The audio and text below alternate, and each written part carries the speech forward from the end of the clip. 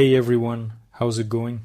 Today I want to talk to you about one of the most important philosophers of the 20th century, Edmund Husserl, the founder of Phenomenology. But don't worry, I'm going to explain it in a very simple and clear way. Phenomenology is a philosophy that tries to understand how things appear to us, meaning how we experience the world. Husserl used to say, "Let's go back to the things themselves." And what he meant by that is, before we start theorizing or explaining things scientifically, we need to pay attention to how things appear in our consciousness. For him, everything starts with consciousness. Everything we know, feel, or think goes through it. And here's one of the core ideas of phenomenology. It's called the intentionality of consciousness. This means that every act of consciousness is always directed towards something. For example, when you think of a tree, your mind isn't empty. It's focused on that object, the tree. In other words, our mind is always relating to something.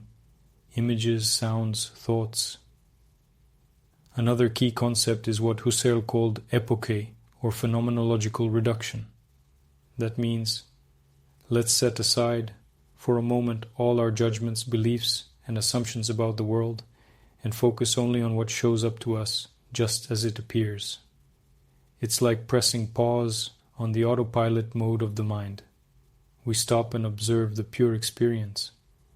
Husserl believed that if we could learn to observe the world this way, with more clarity and awareness, we could reach a deeper and more truthful kind of knowledge, free from biases and illusions.